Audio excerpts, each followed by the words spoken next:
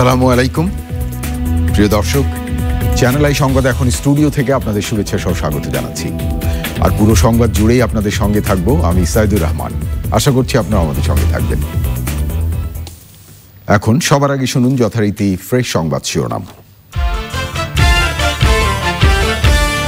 জঙ্গি সন্ত্রাসবাদের বিরুদ্ধে সোচ্চার হতে প্রধানমন্ত্রী আহ্বান, তথ্য পেলেই আইনশৃঙ্খলা বাহিনীকে জানানোর তাগিদ।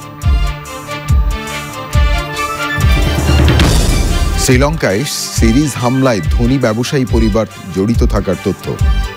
কলম্বোয় আদালত এলাকায় আরও বিস্ফোরণ। শপথ নিলেন বিএনপির সংসদ সদস্য জাহিদুর রহমান, দলীয় সিদ্ধান্তের বাইরে যাওয়ায় গণদুশমন বলে মন্তব্য গয়েশ্বরের। রোহিঙ্গাদের ভাষান্তরে নিতে জাতিসংঘ বাধা দিচ্ছে, দাবি পররাষ্ট্রমন্ত্রী। পাহাড় ধসে মৃত্যু হলে দায় জাতিসংঘের। এবং চট্টগ্রামে ঐতিহ্যবাহী জব্বারের বলি খেলায় চ্যাম্পিয়ন কুমিল্লার শাহজালাল। লালদিঘিতে শুরু 3 দিনের বৈশাখী মেলা।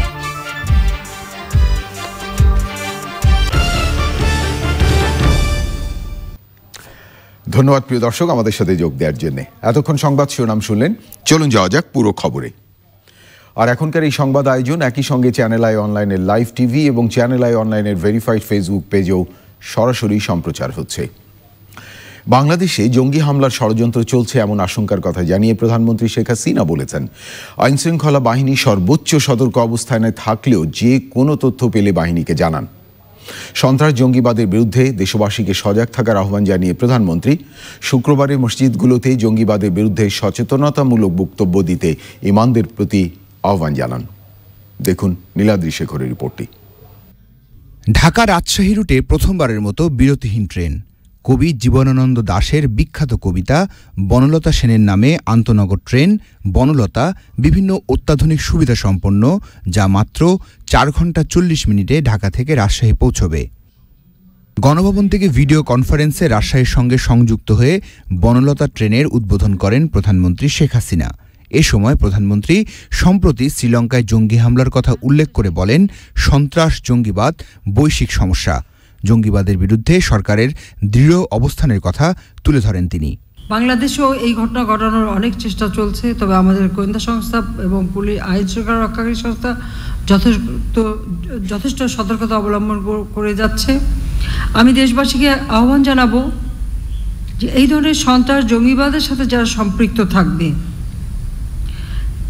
কে কোথায় এই ধরনের সন্ত্রাসী জঙ্গিবাদী কর্মকাণ্ডের সঙ্গে লিপ্ত, সেটা শুধু গোয়েন্দা সংস্থাই না, আমাদের দেশবাসীকেও সতর্ক থাকতে হবে এবং খুঁজে বের করতে হবে এবং সঙ্গে সঙ্গে আইন শৃঙ্খলা রক্ষাকারী সংস্থাকে জানাতে হবে।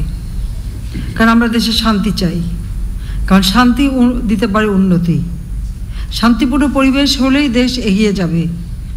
সন্ত্রাস ও জঙ্গিবাদের বিরুদ্ধে দেশবাসীকে সজাগ থাকতে বলেন শেখ হাসিনা। আমি জানি না যারা এই ধরনের হত্যাকাণ্ড চালায় তারা কি পায়, কি লাভ তাদের হয়। মানুষের ঘৃণা ছাড়া, অভিশাপ ছাড়া আর কিছু তারা পায় না। আর ইসলাম ধর্মের নাম নিয়ে যারা সন্ত্রাস করে জঙ্গিবাদ চালায়, আমি তাদের কথাও বলবো যে তারা আমাদের এই পবিত্র ধর্মটাকে কলুষিত করছে। কাজে আমি চাই যে প্রত্যেক সারা বাংলাদেশে প্রত্যেক মসজিদে আগামী জুম্মার পূর্বে যে খুতবা হয়, নিশ্চয়ই সেখানে এই জঙ্গিবাদের বিরুদ্ধে, সন্ত্রাসের বিরুদ্ধে আপনারা কথা বলে ইসলাম যে শান্তির ধর্ম সেই কথাটা ভালোভাবে মানুষের কাছে তুলে ধরবেন, সে আশা আমি করি। পরে ভিডিও কনফারেন্সের মাধ্যমে মৎস্য ও প্রাণী সম্পদ মন্ত্রণালয়ের অধীনে নির্মাণ করা 7টি ইনস্টিটিউট ও স্থাপনা উদ্বোধন করেন প্রধানমন্ত্রী। Niladri Shekhar, channel I, Dhaka. প্রিয় দর্শক, এবারে প্রসঙ্গ শ্রীলঙ্কার বোমা হামলা। শ্রীলঙ্কায় সিরিজ বোমা হামলায় এক ধনী ব্যবসায়ী পরিবারে জড়িত থাকার কথা জানিয়েছে দেশটির গোয়েন্দা সংস্থা। ইনসাফ ইব্রাহিম এবং ইউসুফ ইব্রাহিম নামে 2 ভাই হামলায় যুক্ত ছিল। তাদের কারখানাতেই হামলায় ব্যবহার করা বোমা তৈরি করা হয়। কলম্বোর পূর্বাঞ্চলে আদালত এলাকায় বৃহস্পতিবারও বিস্ফোরণ ঘটেছে। সাবরিনা হাসানের রিপোর্টটি দেখুন। শ্রীলঙ্কায় আত্মঘাতী সিরিজ বোমা হামলার 5 দিন পর হামলাকারী সম্পর্কে সুনির্দিষ্ট তথ্য প্রকাশ করেছে দেশটির গোয়েন্দা সংস্থা। শ্রীলঙ্কার শীর্ষস্থানীয় ধনী ব্যবসায়ী পরিবারের সদস্য 33 বছর বয়সী ইনসাফ ইব্রাহিম, তার স্ত্রী ফাতিমা ইব্রাহিম এবং ভাই ইলহাম ইব্রাহিম হামলায় সরাসরি যুক্ত ছিল। শাংগ্রিলা হোটেলে ইনসাফ নিজেই বিস্ফোরণ ঘটায়। আইএসের প্রকাশ করা ভিডিওতেও তাদের দেখা গেছে। গোয়েন্দারা জানিয়েছে হামলায় ব্যবহার করা বোমাগুলো ইনসাফের তামার কারখানায় তৈরি করা হয়। রোববার রাতে আইনশৃঙ্খলা বাহিনী সেখান থেকে 9 জনকে গ্রেফতার করেছে। অভিযানের সময় আত্মঘাতী বিস্ফোরণে ইনসাফের ছোট ভাই, অন্তঃসত্ত্বা স্ত্রী ও 3 সন্তান নিহত হয়। তদন্তের জন্য ইনসাফের বাবা শ্রীলঙ্কার শীর্ষস্থানীয় ব্যবসায়ী মোহাম্মদ ইউসুফ ইব্রাহিমকেও পুলিশ গ্রেফতার করেছে। কলম্বোর পুগোডায় ম্যাজিস্ট্রেট আদালতের পেছনে খালি এলাকায় বৃহস্পতিবার আরেকটি বিস্ফোরণ ঘটেছে, তবে এতে হতাহতের খবর পাওয়া যায়নি। 21শে এপ্রিল বোমা হামলায় আগাম গোয়েন্দা তথ্য থাকার পরও তা প্রতিহত করতে ব্যর্থ হওয়ায় প্রতিরক্ষা সচিব হেমাসিরি ফার্নান্দো এবং আইজিপি পুজিত জয়সুন্দরাকে বুধবার বরখাস্ত করেছে শ্রীলঙ্কা সরকার। Sabrina Hasan, channel I. BNP থেকে ঠাকুরগাঁও 3 আসনের সাংসদ জাহিদুর রহমান সংসদে শপথ নিয়েছেন। তাকে শপথ গ্রহণ করান স্পিকার ডক্টর শিরিন শারমিন চৌধুরী। তবে বিএনপি স্থায়ী কমিটির সদস্য গয়েশ্বরচন্দ্র রায় বলেছেন, দলীয় সিদ্ধান্তের বাইরে গিয়ে কেউ শপথ নিলে সে গণদুশমন। বিস্তারিত জাকিয়া আক্তারের রিপোর্টে। সমস্ত জল্পনা কল্পনার অবসান ঘটিয়ে দলের সিদ্ধান্ত ছাড়াই সংসদে শপথ নিয়েছেন ঠাকুরগাঁও 3 আসনের বিএনপি নেতা জাহিদুর রহমান। বৃহস্পতিবার দুপুর 12:15টায় তাকে শপথ বাক্য পাঠ করান স্পিকার শিরিন শারমিন চৌধুরী। শপথের পর সংসদ সদস্য জাহিদুর রহমান নিজের এলাকার মানুষের জন্য কাজ করার পাশাপাশি দলের প্রধানের মুক্তির জন্য কাজ করবে বলে আশা প্রকাশ করেন। হাজার হাজার লক্ষ লক্ষ মানুষ নিরপরাধ নেতাকর্মীরা যে আজকে তাদের বিরুদ্ধে মিথ্যা মামলা, এই মিথ্যা মামলা প্রত্যাহারের জন্য আমি সংসদে দাঁড়িয়ে প্রধানমন্ত্রীর কাছে আহ্বান জানাব, গণতন্ত্রের স্বার্থে সেই সব মামলা প্রত্যাহার করার আমি দাবি রাখব। সাথে সাথে আমার নেত্রীকে, ওনার একজন বয়স্ক মহিলা, 73 বছর বয়স, ওনাকে যেন গণতন্ত্রের স্বার্থে মুক্ত করে দেয়, এই আহ্বান আমি জানাব। দলের সিদ্ধান্ত ছাড়া শপথ নেওয়ায় জাহিদুর রহমানের উদ্দেশ্যে গয়েশ্বরচন্দ্র রায় বলেছেন, এই ধরনের কোনো নেতা জাতীয়তাবাদী দলের জন্য যোগ্য না, সে দলীয় নেতা হিসেবে আর বিবেচিত হবে না। এর আগে জাতীয় ঐক্য ফ্রন্টের 2 জন সদস্য শপথ নিয়েছেন। এবারই প্রথম বিএনপি থেকে একজন সংসদে শপথ নিলেন। বিএনপির অন্য বাকি 5 জন নির্বাচিত সদস্যকে আগামী 29শে এপ্রিলের মধ্যে শপথ নিতে হবে, তা না হলে তাদের আসন শূন্য ঘোষণা করা হবে। Zakia Akhtar, Channel I, Dhaka. পাহাড় ধসের ঝুঁকিতে থাকা রোহিঙ্গাদের ভাষান্তরে স্থানান্তরের ক্ষেত্রে জাতিসংঘ এখনও বাধা দিচ্ছে বলে জানিয়েছেন পররাষ্ট্রমন্ত্রী। রাজধানীতে জাতিসংঘ প্রতিনিধিদের সঙ্গে বৈঠক শেষে তিনি বলেন, রোহিঙ্গাদের জোর করে কোথাও পাঠানো হবে না, তবে পাহাড় ধসে কেউ মারা গেলে তার দায় জাতিসংঘের। পররাষ্ট্রমন্ত্রী বলেন, শক্তি প্রয়োগ নয়, শান্তিপূর্ণ উপায়ে রোহিঙ্গা সংকটের সমাধান চেয়েছে বাংলাদেশ। দেখুন সামিয়া রহমান পিমার রিপোর্টটি। রোহিঙ্গা সংকট সমাধানের লক্ষ্যে জাতিসংঘের শরণার্থী বিষয়ক হাই কমিশনার ফিলিপ্পো গ্রান্ডি, সমন্বয় ও মানবাধিকার সংস্থার প্রধান মার্ক লোকক এবং আন্তর্জাতিক অভিবাসন সংস্থা IOM এর মহাপরিচালক অ্যান্তোনিও ভিতোরিনো 3 দিনের সফরে বাংলাদেশে। পররাষ্ট্রমন্ত্রী ডক্টর AK আব্দুল মোমেন তাদের সঙ্গে বৈঠকে রোহিঙ্গাদের দ্রুত ও নিরাপদে ফিরিয়ে নিতে মিয়ানমারের ওপর চাপ দেওয়ার তাগিদ দেন। তারা জানান, রোহিঙ্গা প্রত্যাবাসনে মিয়ানমারের সাথে যেসব চুক্তি রয়েছে সেগুলোর কার্যকারিতা বাড়াতে বেশ কিছু উদ্যোগ নেওয়া হয়েছে। মিয়ানমারের সাথে জাতিসংঘের প্রত্যাবাসনের চুক্তি দিতে দেশটির সেনাবাহিনী কিছু জটিলতা তৈরি করেছে। রোহিঙ্গাদের মৌলিক অধিকার ও নাগরিকত্বকে গুরুত্ব দিয়ে এসব সমাধান করা হবে। পরে পররাষ্ট্রমন্ত্রী জানান, মিয়ানমারের ওপর চাপ তৈরি করতে বিভিন্ন দেশ শক্তির মহড়া দেওয়ার প্রস্তাব দিয়েছিল। আমাদের বলেছেন যে তোমরা চাইলে আমরা তোমাদের হয়ে ক্ষমতা দেখাতে পারি। আমরা বলছি নো, আমরা পিসফুলি উই রিজলভ। আবহাওয়া অফিস বলছে যে অনেক বেশি বৃষ্টিপাত হবে, তাতে ল্যান্ডস্লাইড হলে লোক মারা যাবে, মারা গেলে পরে দায়িত্ব আমাদের না। রোহিঙ্গা গণহত্যা, নিউজিল্যান্ড এবং শ্রীলঙ্কা হামলা সহ বিভিন্ন অস্থিতিশীলতায় কারা মরণাস্ত্র সরবরাহ করছে তা বের করার তাগিদ দিয়েছে বাংলাদেশ। কোন দেশের বুলেটে মারা গেছে, তাহলে আমরা একটা বুঝতে পারবো কারা এগুলো সাপ্লাই করে। Samia Rahman, Prima, channel I, Dhaka. Banking খাত, শেয়ার বাজার দুটোই ঠিক হয়ে যাবে আশ্বস্ত করেছেন অর্থমন্ত্রী আ.হ.ম মোস্তফা কামাল। গণমাধ্যমের সম্পাদকদের সঙ্গে প্রাক বাজেট আলোচনায় মন্ত্রী বলেছেন, শেয়ার বাজারে সিংহ আর ছাগলের বাচ্চার লড়াইয়ের মতো অসম ব্যবস্থা চলতে দেয়া হবে না। ব্যাংক থেকে টাকা নিয়ে ইচ্ছে করে খেলাফি হয়ে আর পার পাওয়া যাবে না। রিজভী নওয়াজ জানাচ্ছেন বিস্তারিত। এনইসি মিলনায়তনে নেতৃস্থানীয় গণমাধ্যমের সম্পাদক এবং এনজিও প্রতিনিধিদের সঙ্গে প্রাক বাজেট আলোচনা। শুরুতে বিশ্ব সাহিত্য কেন্দ্রের চেয়ারম্যান আব্দুল্লাহ আবু সাইদ ঢাকাকে বাসযোগ্য করতে গাড়ির ওপর আমদানি শুল্ক বৃদ্ধি, জলাধার আইন সংশোধনের প্রস্তাব দেন। একটা ফ্লাইওভার হওয়া মানে কিন্তু একটা বিপর্যয় হয়ে যাওয়া একটা রাস্তার।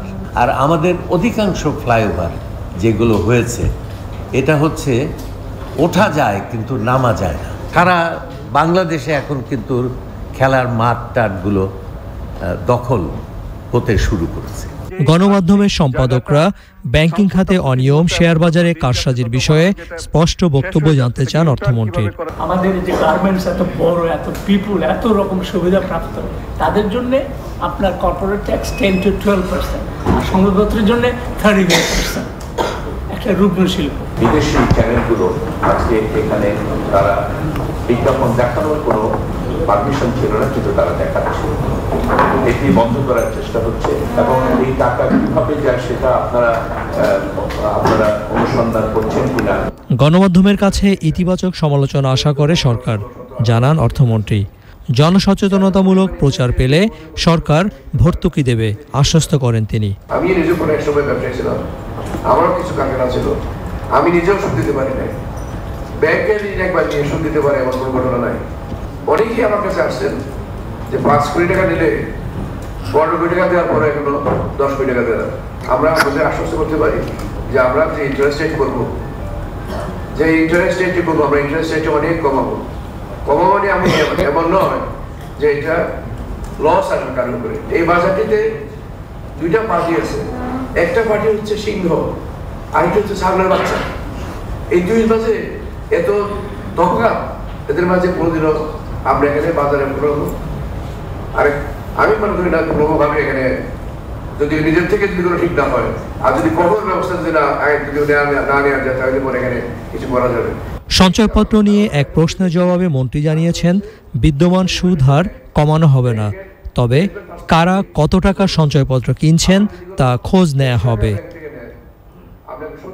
Rizvi Nawaz, channel I, Dhaka. নিবন্ধিত চিকিৎসকের প্রেসক্রিপশন ছাড়া অ্যান্টিবায়োটিক বিক্রি বন্ধ করতে সরকারকে নির্দেশ দিয়েছেন হাইকোর্ট। আদেশ পাওয়ার দুদিনের মধ্যে দেশের সব জেলার ডিসি এবং সিভিল সার্জনকে ব্যবস্থা নিতে বলেছেন হাইকোর্ট। একই দিন শিক্ষা প্রতিষ্ঠান, হাসপাতাল, আবাসিক ভবন সহ জনবহুল এলাকায় মোবাইল টাওয়ারের বিকিরণ কোন মাত্রায় ক্ষতি হচ্ছে সে সম্পর্কে 4 মাসের মধ্যে সমীক্ষা প্রতিবেদন দিতে বলে রায় দিয়েছেন হাইকোর্টের আরেকটি বেঞ্চ। মাজহারুল হক মান্নার রিপোর্ট। রিট আবেদনে একটি গণমাধ্যমের প্রতিবেদন তুলে ধরে বলা হয়, বাংলাদেশের সবচেয়ে বড় নিবিড় পরিচর্যা কেন্দ্রের 80% মৃত্যুর জন্য দায়ী অ্যান্টিবায়োটিক প্রতিরোধী সুপারবাগ। শুধু তাই নয়, বিশ্ব স্বাস্থ্য সংস্থার গবেষণায় বলা হয়েছে, অ্যান্টিবায়োটিক শরীরের প্রতিরোধ গড়ে তোলার অবস্থাকে বলা হয় অ্যান্টিবায়োটিক রেজিস্ট্যান্স, যার কারণে প্রতি বছর বিশ্বে 7 লাখ মানুষের মৃত্যু হয়। এখানে শেষ নয়, পশুখাদ্যের মাধ্যমেও প্রবেশ করে তা। জনস্বার্থে এর প্রতিকার চান একজন আইনজীবী। প্রতি জেলার সিভিল সার্জন এবং ডিসি সাহেবদেরকে আদেশ পাওয়ার 2 দিনের মধ্যে এই সবগুলা অর্ডার ডিসি এবং সিভিল সার্জন বরাবরে পাঠাবেন এবং এই নির্দেশনা থাকবে যে এই আদেশ রিসিভ করার সাথে সাথে ওনারা এই সব বিক্রি বন্ধে ব্যবস্থা গ্রহণ করবেন। মোবাইল টাওয়ার থেকে নির্গত বিকিরণ মানবদেহের জন্য ক্ষতিকর বিবেচনায় রিটে জারি করা রুলের শুনানি শেষে রায় দেন হাইকোর্টের আরেক বেঞ্চ। কোর্ট যে একটা অর্ডার দিয়েছে সেটা হলো যে স্কুল, কলেজ, বাসাবাড়ি এবং ধর্মীয় উপাসনালয়, জেলখানা, হসপিটাল, এই সমস্ত আরও যে সমস্ত জায়গায় জনগণ, হেরিটেজ বিল্ডিং এবং জনগণ যে সমস্ত জায়গায় বেশি পরিমাণে অ্যাক্সেস থাকে, ওই সমস্ত জায়গায় যে টাওয়ারগুলো বসানোর ফলে বিকিরণের মাত্রাটা কতটুকু যাচ্ছে এবং এটা মানুষের জন্য হেলথ হ্যাজার্ড কতটুকু পর্যায়ে আছে, এটা ফার্দার রিভিউ করে এটা 4 মাসের মধ্যে কোর্টকে সাবমিট করতে বলা হয়েছে। বিটিআরসির আইনজীবী জানিয়েছেন, আদালতের নির্দেশে সমীক্ষা প্রতিবেদন পাওয়ার পর আমদানি করা মোবাইল ফোনে উল্লেখ থাকবে কি পরিমাণে বিকিরণ নির্গত হয়। মাঝড়ক মান্না, চ্যানেল আই, ঢাকা। ঢাকার বিশদ অঞ্চল পরিকল্পনা ড্যাব লঙ্ঘন করে গত 10 বছরে ঢাকার চারপাশের 22% জলাশয় ভরাট হয়ে গেছে। ট্রান্সপারেন্সি ইন্টারন্যাশনাল বাংলাদেশ টিআইবি বলছে, খোদ রাজুক ছাড়াও আইনের শাসন এবং আইন প্রয়োগকারীদের বিচারহীনতার সুযোগে সরকারি ও বেসরকারি দুভাবে আইন লঙ্ঘন চলছে। দেখুন জান্নাতুল বাকিয়া কেকার রিপোর্টটি। 2010 সাল থেকে 2019 এই 10 বছরে ঢাকা মেট্রোপলিটন অঞ্চল ছাড়াও সাভার, গাজীপুর, নারায়ণগঞ্জের রূপপুর এবং কেরানীগঞ্জ অঞ্চলের জলাশয় ভরাটের চিত্র তুলে ধরে টিআইবির সংবাদ সম্মেলন। এতে জলাশয় ভরাট এবং উন্নয়নের নামে অবৈধ দখলের চিত্র তুলে ধরে দুটি গবেষণা প্রবন্ধ উপস্থাপন করেন দুই গবেষক। পরিবেশ বিপর্যয় দূষণের যে ব্যাপারটা, এটা আসলে ওই গবেষণার তথ্য অনুযায়ী গত 2010 সালে ঢাকা সহ আশেপাশের 7% জলাশয়, 35% জল ধারণ অঞ্চল এবং বন্যা প্রবাহ অঞ্চলের 25% ভরাট হয়েছে। 2019 সালে এসে ঢাকা শহরের 27% জলাশয়, 34% জল ধারণ অঞ্চল এবং 57% বন্যা প্রবাহ অঞ্চল ভরাট হয়েছে। আপনারা দেখেছেন রাজুক হতে একদিক থেকে নিয়ন্ত্রণ সংস্থা, অন্যদিক থেকে যা কিছু ঘটছে উন্নয়নের নামে যে ধ্বংসযজ্ঞ, সেইটার কোনো না কোনোভাবে কিন্তু রাজুকের একটা দায় আছে। তাদের ভূমিকাটার মধ্যে আরও স্বচ্ছতা আর জবাবদিহিতা আনাও প্রয়োজন। একইভাবে সাভার, রূপগঞ্জ, কেরানীগঞ্জ এবং গাজীপুরের বিপুল পরিমাণ জলাশয়, জল ধারণ অঞ্চল এবং বন্যা প্রবাহ অঞ্চল দখল হয়েছে। সরকারের অঙ্গীকার মতো আধুনিক বর্জ্য ব্যবস্থাপনাও গড়ে ওঠেনি। মাসে মাসে যদি প্রযুক্তি নির্ভর মনিটরিং সিস্টেমটা চালু করে তবে সরকার এটা নিয়ন্ত্রণ করতে পারে। কারণ সরকারকে মাঠ পর্যায়ে নেওয়ার জন্য প্রথম সরকার দাবি করবে আমার কাছে লোক নাই, এবং রাজুক এই কথা বলি বছরকে বছর পার পাওয়ার চেষ্টা করেছে। সাভার আশুলিয়া হাইওয়ের পাশে 52 একরের ডাম্পিং স্টেশন 74 একর ছাড়িয়েছে। ওইখানের দুর্গন্ধময় অস্বাস্থ্যকর পরিবেশ বসবাসের অযোগ্য হওয়াতে দীর্ঘদিনের পৈতৃক নিবাস ছাড়তে বাধ্য হয়েছে সাধারণ মানুষ। ইতোমধ্যে জীববৈচিত্র্য হারিয়েছে, যা পরিবেশ এবং মানুষের জন্য হুমকি হিসেবে দেখছেন গবেষকরা। জান্নাতুল বাকিয়া কেকা, চ্যানেল আই, ঢাকা। চট্টগ্রামে ঐতিহ্যবাহী জব্বারের বলি খেলার 110তম আসরে চ্যাম্পিয়ন হয়েছে কুমিল্লার শাহজালাল বলি। ঐতিহাসিক এই আয়োজনকে ওয়ার্ল্ড হেরিটেজে অন্তর্ভুক্তের দাবি জানিয়েছে চট্টগ্রামবাসী। আয়োজনটি সরাসরি সম্প্রচার করে চ্যানেল আই। রিপোর্ট করছেন আরিফ চৌধুরী।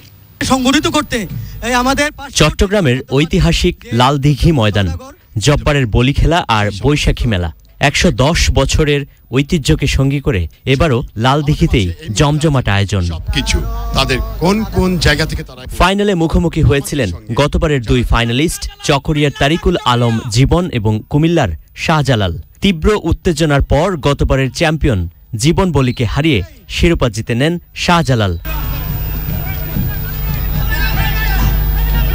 জব্বর মিয়া তো পৃথিবীতে নাই, ওনাকে ধন্যবাদ। ওনার ফ্যামিলিতে যারা আছে তাদেরকে ধন্যবাদ এই খেলাটা ভালোভাবে পরিচালনা করার জন্য। রেফারিদেরকে আমি ধন্যবাদ জানাই, তারা সঠিক বিচারটা করছে। হ্যাঁ, আমাকে চ্যাম্পিয়ন করেছে। ঐতিহাসিক আয়োজনে এবারের আসরের মূল পৃষ্ঠপোষক গ্রামীণ ফোন। আমরা চেষ্টা করি সবসময় বাংলাদেশের এরকম ঐতিহাসিক এবং সংস্কৃতি ইভেন্টগুলোকে সামনে জড়িত থাকার জন্য এবং সহযোগিতা করার জন্য। সো এই চট্টগ্রামের বলি খেলা 110 বছর পুরানো ঐতিহ্য এবং এর সাথে সংযুক্ত থাকতে পেরে গ্রামীণ ফোন অনেক গর্ববোধ করছে। বরাবরের মতো আয়োজন সফল করতে বিশেষ ভূমিকা ছিল চট্টগ্রাম জেলা প্রশাসন এবং আইন শৃঙ্খলা বাহিনীর। আসলে আমার জন্ম চট্টগ্রামে, আর এটা কিন্তু জব্বারের বলি খেলা না, এটা আসলে জব্বজ্জার বলি খেলা। তো এটা আপনারা সবাই বাংলাদেশের চট্টগ্রামের বাইরে যারা আসছেন তারা এটাকে জব্বারের বলি খেলা বলছেন, আসলে এটা হচ্ছে জব্বজ্জার বলি খেলা। আমরা জব্বজ্জার বলি খেলা হিসেবে দেখতে চাই। এবারের আসরে সর্বমোট 113 জন কুস্তিগির অংশ নেন। সবাইকে পেছনে ফেলে বছর সেরা Shahjalal. Arif Chowdhury, sports desk, channel I. Summit আন্তর্জাতিক সংবাদ।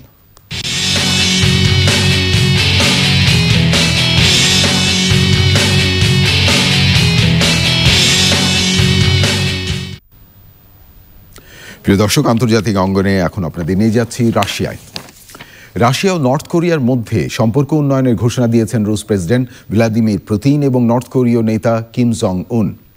রাশিয়ায় দুই নেতার প্রথম বৈঠকে পরমাণু নিরস্ত্রীকরণ নিয়ে আলোচনার কথা জানিয়েছেন ক্রেমলিন। কোরীয় উপদ্বীপে উত্তেজনা নিরসনে সাহায্যের আশ্বাস দিয়েছেন পুতিন। এবারে নিটোল টাটা বিশেষ সংবাদ।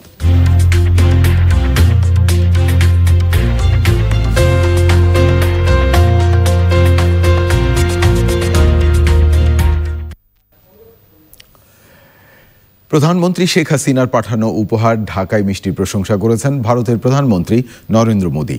জানিয়েছেন তৃণমূল নেত্রী মমতা বন্দ্যোপাধ্যায় তাকে নিয়মিত উপহার পাঠান।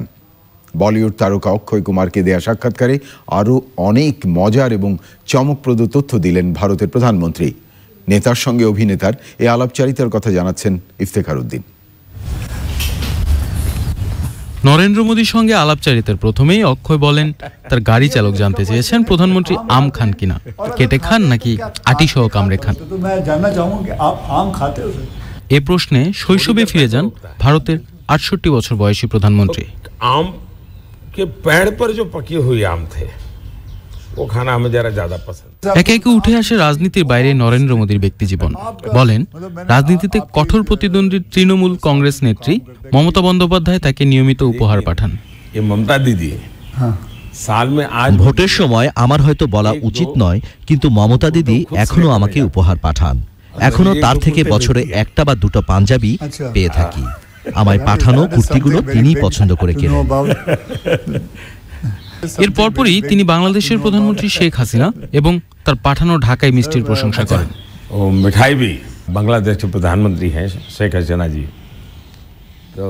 বাংলাদেশের প্রধানমন্ত্রী শেখ হাসিনাও ৩-৪ বছর ধরে আমার নতুন নতুন মিষ্টি পাঠান। বিশেষ করে ঢাকাই মিষ্টির স্বাদ অনন্য। এটা একদিন জানতে পারে মমতা দিদি। এরপর থেকে দিদিও আমাকে মিষ্টি পাঠাতে শুরু করেন। মমতা দিদি কো পতা চলা তো वो भी साल में 1-2 बार मेरे लिए कुछ न कुछ बंगाली मिठाई जरूर भेज देती है। নরেন্দ্র মোদীর সঙ্গে সাক্ষাৎকারটি বুধবার প্রকাশ হওয়ার আগের দিন টুইটারে অক্ষয় কুমার বলেন নির্বাচনের মৌসুমে প্রধানমন্ত্রীর সঙ্গে একটু অন্যরকম কথাবার্তা হতে যাচ্ছে।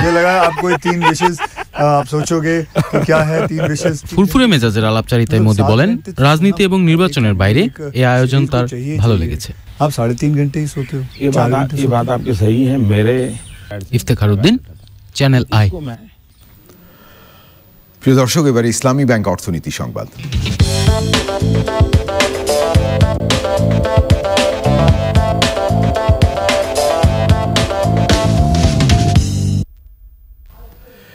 গাইবান্ধার বাংলাদেশে ইন্দোনেশিয়ার বাণিজ্য সম্প্রসারণ এবং বিনিয়োগ বৃদ্ধির লক্ষ্যে দ্বিতীয়বারের মতো শুরু হয়েছে 3 দিনের ইন্দোনেশিয়া ফেয়ার 2019।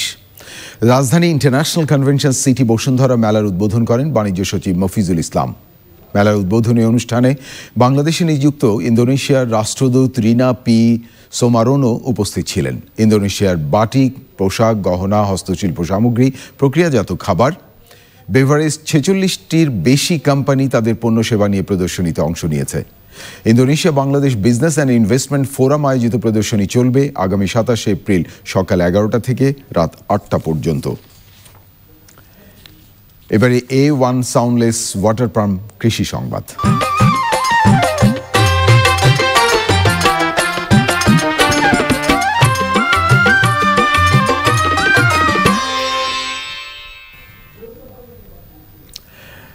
গাইবান্ধার ফুলছড়ির চরাঞ্চলে প্রথমবারের মতো সূর্যমুখী চাষ হয়েছে। কৃষি বিভাগ জানিয়েছেন সফল হলে আগামীতে আরও বড় পরিসরে সূর্যমুখী চাষ করবেন তারা। ফারুক হোসেনের পাঠানো তথ্য ও ভিডিও চিত্র নিয়ে রিপোর্ট করছেন সুদীপ্তা মাহমুদ। গাইবান্ধার এক সময়ের ধুধু পতিত চরাঞ্চলে এখন নানা ফল ফসলের সমারোহ। নানা ধরনের ফসল চাষের পাশাপাশি ফুলছড়ি উপজেলার গজারিয়া ইউনিয়নের গলনারচরের কৃষক এবছর প্রথমবারের মতো তেল জাতীয় ফসল সূর্যমুখী চাষ করেছেন। নভেম্বর-ডিসেম্বর মাসে লাগানো সূর্যমুখী ফুল ফলন দেয় এপ্রিল-মে মাসে।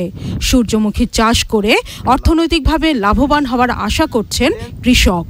এই সূর্যমুখীর নতুন আর কি আসছে, আমরা এখন নাকুমানি আর কি আমরা হইতে পারবো। এই কোম্পানির লোক এসে নিয়ে যাবে। 8 কাঠা জমিন 12,000 টাকা খরচ হয়েছে, আল্লাহর রহমতে আল্লাহ জল দেয় মন 40,000 টাকা বেচা হবে। এটা তেল যদি মানুষ খাওয়া শুরু করে তাহলে এটাও আমাদের মাঠে ব্যাপকভাবে চাষ হবে। এটার ফলন প্রচলিত যে তেল যে সরিষা, এই সরিষার চেয়ে অনেক বেশি উৎপাদন হয়। খরিফ ও রবি মৌসুমে সূর্যমুখী চাষ হয় বলে জানিয়েছে উপজেলা কৃষি অফিস। এ ফসলে রোগবালাই কম, বিঘায় 8 থেকে 10,000 টাকা খরচ করে কৃষকের লাভ থাকে 18-19 হাজার টাকা। প্রত্যেক চাষির সাথে আমাদের ইউনিয়ন পরিষদের চেয়ারম্যান এবং জনপ্রতিনিধি আমার নম্বর কৃষি ডিপার্টমেন্টের সাথে একটা কৃষকদের ভালো একটা যোগাযোগ রয়েছে। যে কোনো সময় যে কোনো কৃষক ইচ্ছে করলেই কৃষি ডিপার্টমেন্টের যে কোনো অফিসারের সাথে কথা বলতে পারে। আমরা তাদেরকে সহযোগিতা করে যাচ্ছি। সূর্যমুখী ফুল চাষ করে প্রতি হেক্টরে ফলন পাওয়া যায় 2 মেট্রিক টন। সূর্যমুখী ফুল চাষে আধুনিক প্রযুক্তির ব্যবহার ও পরামর্শ দিতে মাঠ দিবসের আয়োজন করছে স্থানীয় কৃষি বিভাগ। Sudipta Mahmud, channel I. এখন দেখবেন প্রকৃতি সংবাদ।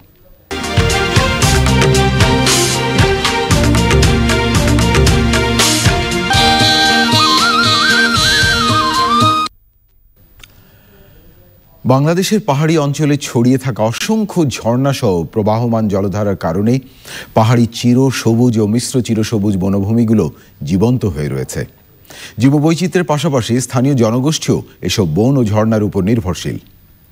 প্রকৃতি সংবাদে দেখুন চিরসবুজ বন ও ঝর্ণা নিয়ে শিহাব খালেদিনের একটি ডেস্ক রিপোর্ট। অনুকূল আবহাওয়া, পর্যাপ্ত বৃষ্টিপাতের সাথে পাহাড়ি ঝর্ণা ও ছড়ার উপস্থিতি বাংলাদেশের পাহাড়ি অঞ্চলে চিরসবুজ বনের বিস্তৃতিতে সহায়ক ভূমিকা পালন করছে। তাই চিরসবুজ বনের সাথে পাহাড়ি ঝর্ণাগুলোর সম্পর্ক অত্যন্ত নিবিড়। মাধবকুণ্ড, শুভলং, হিমছড়ি, তিনাপসাইতার, নাফাকুম ঝর্ণার মতো পরিচিত ঝর্ণাগুলো ছাড়াও ছোট বড় অসংখ্য ঝর্ণা ও জলপ্রপাত দুর্গম পাহাড়ের গা বেয়ে অবিরাম ধারায় বয়ে চলেছে। এসব ঝর্ণা ছোট ছোট ছড়ায় ভাগ হয়ে পাহাড়গুলোর মাঝ দিয়ে প্রবাহিত হয়ে একসময় নদীতে গিয়ে মেশে। তাই পাহাড়ি বনের স্বাভাবিক ভারসাম্য রক্ষায় এসব ঝর্ণার গুরুত্বপূর্ণ অবদান রয়েছে। ঝর্ণার সৌন্দর্যে আকৃষ্ট হয়ে অসংখ্য পর্যটক এই স্থানগুলোতে ভ্রমণ করে থাকেন। পাহাড়ি জনগোষ্ঠীর দৈনন্দিন জীবনেও এই ঝর্ণাগুলোর প্রবাহিত পানি অত্যন্ত গুরুত্বপূর্ণ। তবে বনভূমি ধ্বংস করে কৃষিকাজ, নির্বিচারে বৃক্ষনিধন, বাঁশ ও অন্যান্য বনজ সম্পদ আহরণ ইত্যাদি কারণে একদিকে যেমন চিরসবুজ বন ক্ষতিগ্রস্ত হচ্ছে, অন্যদিকে পাহাড়ি ঝর্ণার জলপ্রবাহ কমে গিয়ে ছড়াগুলোও শুকিয়ে যাচ্ছে। আর এতে নেতিবাচক প্রভাব পড়ছে পাহাড়ি নদীগুলোর উপর, নষ্ট হচ্ছে পাহাড়ের পরিবেশ ব্যবস্থা। তাই চিরসবুজ বন ও পাহাড়ি ঝর্ণা রক্ষায় সকলের সচেতনতা বৃদ্ধি পেলে ভালো থাকবে পাহাড়ি পরিবেশ। শিহাব খালেদিন, প্রকৃতি ও জীবন ডেস্ক, চ্যানেল আই। চমৎকার দৃশ্য। প্রিয় দর্শক, চিরসবুজ বন এবং ঝর্ণা নিয়ে বিস্তারিত প্রতিবেদন দেখবেন আজ রাত 11:30 প্রকৃতি ও জীবন অনুষ্ঠানে। এবারে পপুলার লাইফ ইন্স্যুরেন্স বাণিজ্য সংবাদ।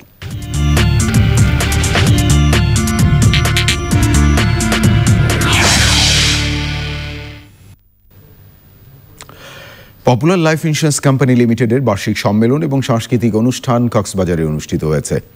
এতে প্রধান অতিথি ছিলেন বীমা উন্নয়ন ও নিয়ন্ত্রণ কর্তৃপক্ষের চেয়ারম্যান মোহাম্মদ শফিকুর রহমান পাটওয়ারি। কোম্পানি ব্যবস্থাপনা পরিচালক ও সিইও এবং বাংলাদেশ ইন্স্যুরেন্স ফোরামের প্রেসিডেন্ট বিএম ইউসুফ আলীর সভাপতিত্বে বিশেষ অতিথি ছিলেন কোম্পানির সিনিয়র অতিরিক্ত ব্যবস্থাপনা পরিচালক বিএম শওকত আলী, বীমা উন্নয়ন ও নিয়ন্ত্রণ কর্তৃপক্ষের সদস্য গোকুল চাঁদ দাস এবং নির্বাহী পরিচালক ডক্টর শেখ মোহাম্মদ রেজাউল ইসলাম সহ অন্যরা। প্রিয় দর্শক, এতক্ষণ চ্যানেল আই সংবাদ দেখার জন্য অসংখ্য ধন্যবাদ। ভালো থাকবেন আর ভালো রাখবেন সবাইকে।